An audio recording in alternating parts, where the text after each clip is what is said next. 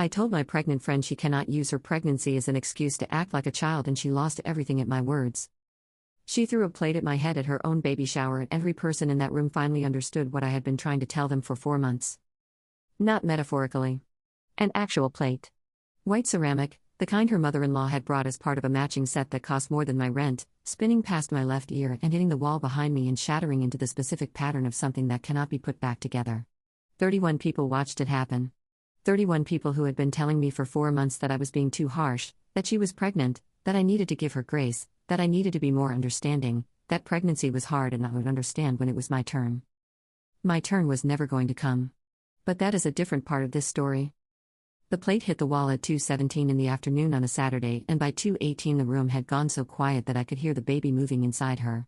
I know that sounds impossible. I was standing close enough and the silence was complete enough, and the specific sound of a life that had not yet entered the world and did not yet know what kind of mother was waiting for it was the only thing in the room making any noise at all. I looked at Danielle. She looked at me. And in the 3 seconds before she started screaming, I saw something on her face that I had been watching assemble itself for 4 months and that had finally arrived at its complete and visible form. I need to take you back to where this started. Because the plate and the baby shower were not the beginning.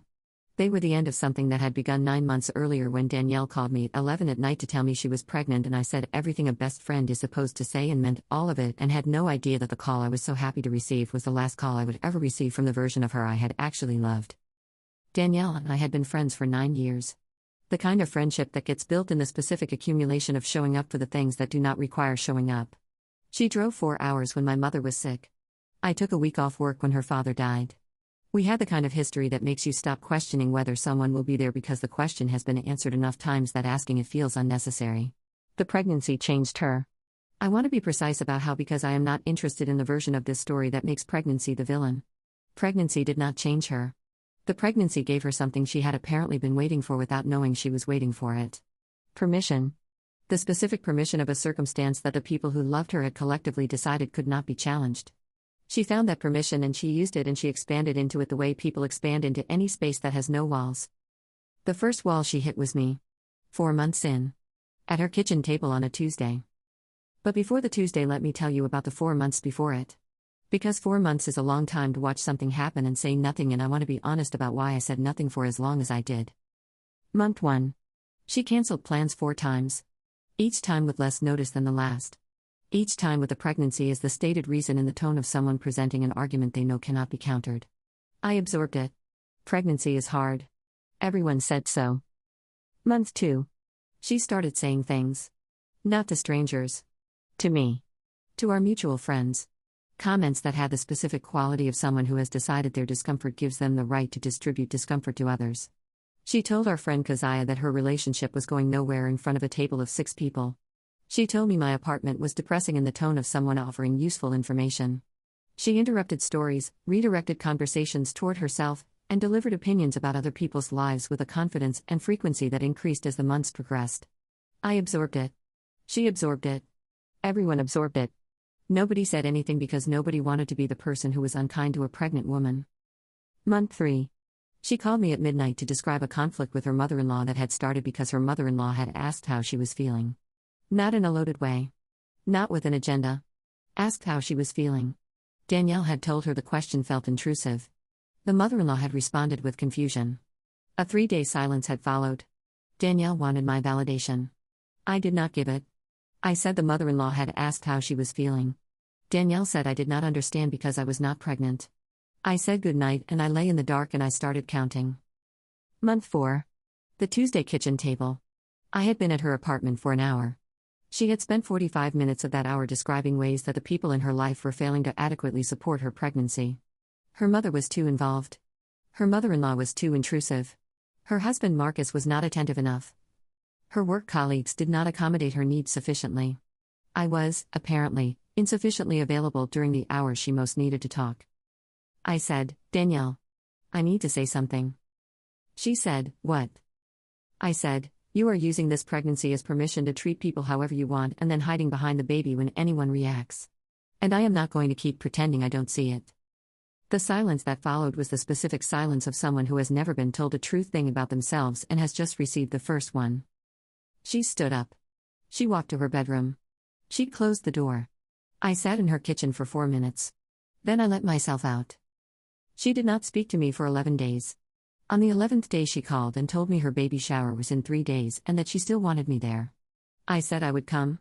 What I did not tell her was what I had decided during 11 days of silence about what I was going to do when I got there. I had been talking to people. Quietly. Individually.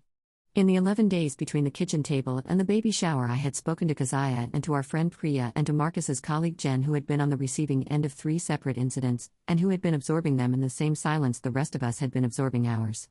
I had asked each of them the same question. I had taken their answers and I had made a decision. The decision was not the journal. The decision was not the speech. What I decided during 11 days of silence was something that nobody at that baby shower was going to see coming. Something that Danielle herself was not going to see coming. Something that I had assembled from 11 days of quiet conversations with people who had been waiting for someone to do exactly what I was about to do. The baby shower was on a Saturday. 31 people. The specific celebratory energy of a room that has gathered to welcome something new into the world. Danielle was at the center of it in the way she was always at the center of things, warm and funny, and the version of herself that appeared in public and that the people in this room who did not know her as well as I did believed was the complete version. I sat at the table with Keziah and Priya. We did not talk about what was coming. We had said what we needed to say in the 11 days before this one. We sat and we ate and we watched and we waited. The gifts happened after the food. Danielle moved through them with the performance of gratitude that baby showers require, the specific sustained delight of opening 31 gifts in front of 31 people while everyone watches. She was good at it. She had always been good at public performance. She got to mine. She opened it. She read the card. Her face did something I had not expected, something that moved me despite everything, the specific cracking of a performance from the inside. She looked at me with an expression I had seen twice in 9 years and that I had not expected to see at a baby shower. Then Marcus's mother said something from across the table. She did not say it loudly. She did not say it to cause a scene. She said it in the careful tone of someone who has been holding something for months and has seen an opening and has decided the opening is the right moment. She said, "I think this is a good time to say that a lot of us have been feeling the way your friend's card describes." The room shifted. The specific shift of a space in which something true has been said that has been true for a long time and that everyone present has been waiting to hear someone say. Danielle looked at her mother-in-law. Then she looked at me. Then she looked around the room at 31 faces that were not performing the response she had been receiving for 4 months. And she reached for the plate. The plate hit the wall at 2:17. What happened in the 30 seconds after it hit the wall is something I have reconstructed from what I saw and from what several people told me afterward because I was not fully present in my own perception during those 30 seconds. I was present in a physical sense. My body was in the room. But the part of me that processes events in real time had gone somewhere quieter while the part that simply records kept running. Danielle was screaming. Not words at first. The specific sound of someone whose performed surface has been removed suddenly and completely and what is underneath has nowhere else to go. Then words. At me first, then at her mother-in-law, then at the room generally, the specific sweep of someone who has decided that everyone present is responsible for what they are feeling. Keziah stood up. Not toward Danielle. She moved to the side of the room near the door in the way of someone who has anticipated that standing up might become necessary and has already decided where to stand when it does. Marcus came from the kitchen where he had been refilling drinks. He saw the wall. He saw the plate. He looked at his wife in the specific way of a man who has been seeing something for months and has been hoping he was wrong about what he was seeing and is no longer able to hope that. He said her name. Once. Quietly. She turned on him. Everything that had been directed at me and his mother in the room redirected itself at Marcus in the specific way of someone who has run out of external targets and has turned toward the person they know will absorb it. She said things to him in front of 31 people that I am not going to record here because they belong to him and to his marriage and not to this account. What I will tell you is that they were the kind of things that cannot be unsaid and that the 31 people who heard them were going to carry them in a way that was going to cost Danielle something she had not calculated when she picked up the plate. I walked to her. Not away. I know that surprises people when I tell them. Every reasonable instinct said to create distance. I walked toward her instead because I had known her for 9 years and I had watched what was happening to her for 4 months, and I understood that the plate and the screaming were not the thing itself but the overflow of the thing, the specific pressure release of someone who has been performing a version of herself that the pregnancy had given her access to and who has just had that version removed publicly and has no other version immediately available. I put my hand on her arm. She stopped. Not immediately. After 3 seconds she stopped. The room was completely silent. I said, "Come sit down." She looked at me. Her face was doing something I had never seen it do in 9 years. Not the anger. Underneath the anger. The specific expression of someone who has just seen themselves from the outside for the first time and does not recognize the person they are looking at. She sat down. Marcus stood near the kitchen doorway. His mother was at the far end of the table with the expression of a woman who has just had something confirmed that she had been hoping would not be confirmed. The 31 guests were in various configurations of frozen around the room, nobody moving, nobody speaking, everyone present for something that none of them had been prepared for when they arrived at a baby shower on a Saturday afternoon. I sat beside Danielle. I did not say anything for a full minute. I let the room hold what it was holding without trying to move it before it was ready to move. Then I said, quietly, just to her, "This is not who you are." She said, "You don't know who I am." I said, "I have known who you are for 9 years. I drove 4 hours when your father died. I know exactly who you are. And this is not it." She said nothing. She was looking at the table. I said, "The pregnancy did not make you this person. You chose this person because nobody stopped you. That is partly on us. We should have said something sooner. I should have said something sooner than the kitchen table." She said, "You humiliated me." I said, "You threw a plate at my head." She said nothing. I said, "Danielle, there are 31 people in this room who love you. Not the version of you that you have been performing for 4 months. You. The one who shows up. The one who drove 4 hours. The one who is somewhere inside whatever this has been. That is the person they came here for today. And that is the person your daughter needs." Something happened on her face when I said your daughter. Not the collapse this time. Something more internal. The specific movement of a person receiving information that has reached them in a place below argument. Marcus came and sat on her other side. He did not touch her. He sat beside her and he looked at the table and he was present in the way of a man who has decided to be present regardless of what it costs him. His mother left. Quietly. Without drama. She collected her bag and she nodded at me as she passed and she left. 12 other guests left in the 20 minutes that followed. The ones who remained were the ones who had known Danielle longest and who had the specific staying power of people who have decided that leaving is not the correct response to a person in crisis. Keziah stayed. Priya stayed. 3 others stayed. We sat around the table and nobody performed anything and the food that was left sat in the center of the table and eventually someone reached for it because people reach for food when they do not know what else to do and that is the right instinct. Danielle did not speak for 40 minutes. Then she said, "I need to call Marcus's mother." Marcus said, "She'll answer." Danielle said, "How do you know?" He said, "Because she came today.